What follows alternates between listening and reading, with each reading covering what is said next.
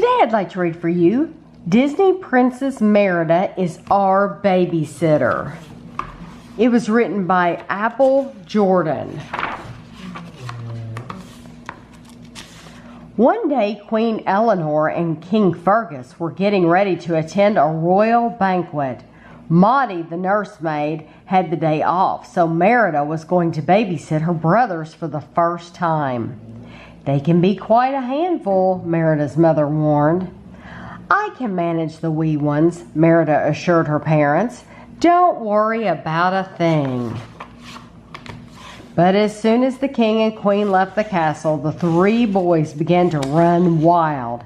Harris slid down the banister, Hamish swung from the chandelier, and Hubert ran around the dining room table. "What have I gotten myself into?" Merida said to herself worriedly. She quickly thought of a plan to keep her brothers busy and out of trouble. "Let's have an archery contest," she suggested. Outside, Merida watched as each boy held up his arrow and pulled back his bow. 1, 2, 3, she counted. The boys released their arrows. Harris's and Hamish's arrows each landed in the bullseye. But Hubert's arrow went too high and pierced an apple in the tree above them. The apple landed right on one of the Queen's favorite garden statues. Merida caught the statue just before it fell to the ground. "Phew, that was close," said Merida. "Maybe we should do something else." The boys were getting restless again. Merida had to think of another activity fast.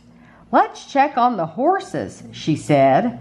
The triplets ran off excitedly to the stable. Hubert gathered some hay for the horses. Hamish filled the trough with fresh water. And Harris combed the horses' tails. What a mess.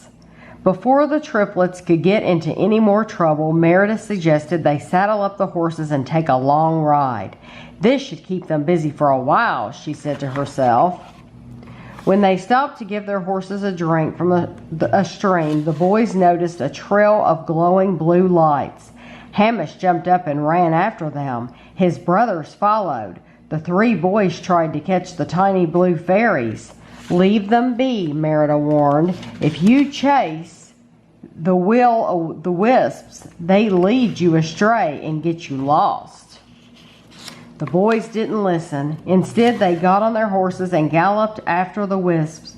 "Come back," Merida called, but they were already gone. She jumped on her horse and chased them. Merida followed the boys into the woods. Soon they were out of sight. She came to a fork in the path. She didn't know which way the boys had turned. Merida began to worry.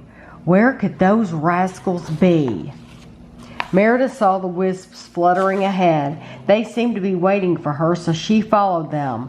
The blue fairies led her deeper into the forest. Finally, they stopped at the bottom of a large pine tree. Merida looked up.